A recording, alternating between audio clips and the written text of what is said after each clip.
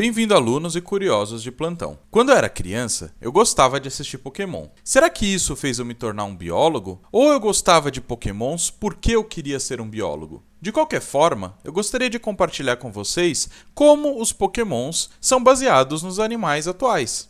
O que vocês acham? Mas antes disso, eu tenho que falar que esse é um vídeo de curiosidade. Então, antes de qualquer coisa, se inscreve, ativa o sininho para que todo domingo tenha uma nova aula de curiosidades bem interessantes aqui. Agora que o recado está dado, vamos lá. Já existem vários Pokémons diferentes nas gerações que foram publicadas e que eles foram sendo apresentados ao longo dos anos. Eu tive que restringir a minha lista para que não ficasse uma coisa muito extensa. Então, a restrição que eu coloquei foi que os Pokémons que eu vou falar aqui são apenas da primeira geração e os que eu acho mais interessantes. Começando então com os Pokémons do tipo inseto. O primeiro deles é o Caterpie, que é baseado em uma espécie de borboleta na sua fase larval chamada Space Bush Shallowtail, mas apenas a parte do seu desenvolvimento que é verde. Depois de um tempo ela se torna laranja antes de fazer a pupa. Será que essa parte laranja não é o Pokémon Shiny dele? A sua evolução, o Metapod, é também uma outra borboleta, só que na fase de pupa, mas não é a mesma espécie da lagarta do Caterpie. Já a Butterfree, ela não é inspirada em nenhuma espécie específica de borboleta, e sim em todas as espécies de borboleta que existem, apenas para ressaltar a sua imponência e a sua beleza. Ah, essa história do pó do sono? Bom, essa é uma inspiração em lendas que diz que o pozinho das asas da borboleta pode machucar ou alguma coisa assim. Na verdade, elas não soltam pós, e sim soltam as escamas das asas das borboletas. Mas isso só vai acontecer se você ficar mexendo na asa dela, não cai espontaneamente. Um outro inseto interessante é o Venonat, que é baseado num gênero de mariposa chamado de Podalia. Na sua fase larval de taturana, ela é cheia de pelos, e esses podem ser urticantes e bem perigosos. Já a sua evolução, a Venomoth, é uma mariposa que eclode da pupa da taturana que eu acabei de mencionar. Outro inseto Pokémon interessante é o Weedle, Kakuna e o Beedrill, que são, em essência, as abelhas Apis mellifera. Literalmente, a fase larval, a fase pupa e a fase adulta nessa ordem. Muito bem representado, tenho que dizer.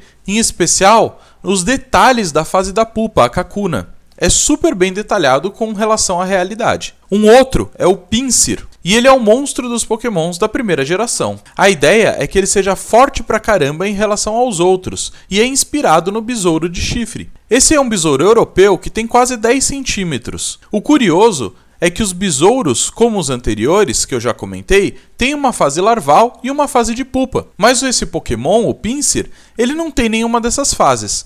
Que gafe, hein? Um outro é o Cypher, que é um Pokémon com lâminas nos braços, que sempre fez eu me questionar como é que ele pegava as coisas sem se cortar. Mas ele é baseado nos Mantódia, os famosos louva-a-Deus. Acho que é bem visível a semelhança, né? Já o Kabuto é um famoso límulo, que inclusive tem uma aula aqui no canal falando sobre eles. É um bicho super interessante e vale a pena dar uma conferida lá. Algumas pessoas acham que ele foi baseado em trilobitas, que é um animal pré-histórico, já que ele é encontrado nos jogos através de um fóssil. Mas acho que isso é licença poética do autor, já que o límulo também é um animal pré-histórico. A diferença é que ele vive até hoje. E já que começamos a falar de Pokémons pré-históricos, que tal falar do Omanite e do Omastar? Eles são inspirados em fósseis de Ammonites, que são um grupo de moluscos que possuíam carapaça e eram carnívoros vorazes. Por fim, o terceiro fóssil da primeira geração é o Aerodactyl, que é um Pokémon baseado num réptil voador, o Pterodáctilo.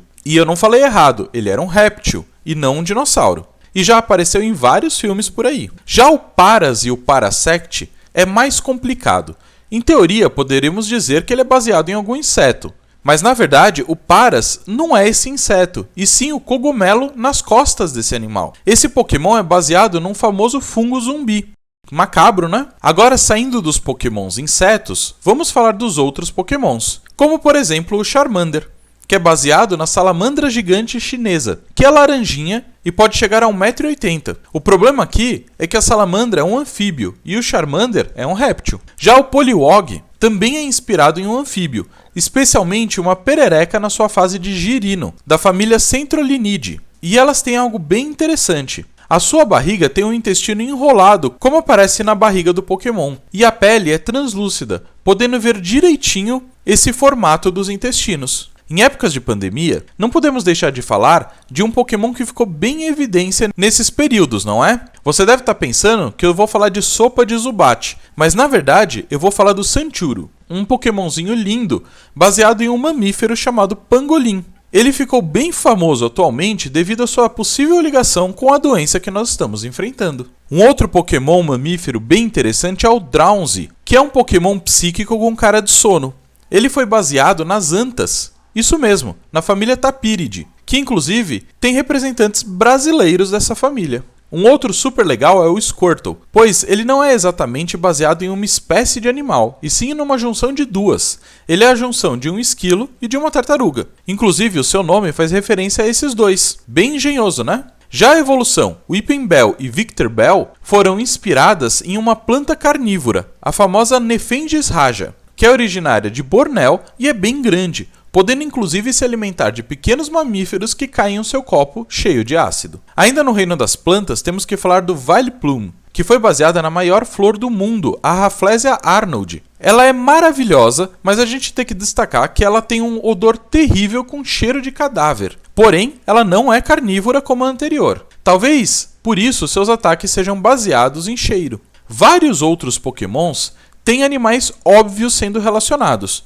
como o Kangaskhan, o Crabbe, o Horse, o Psyduck, o Rhyhorn e muitos outros. Mas acho que nem vale a pena a gente comentar tanto porque eles são muito óbvios de se falar. Viu como um desenho simples pode ter muito mais coisas baseadas na biologia do que imaginamos? Eu espero que vocês tenham gostado do vídeo. Muito obrigado!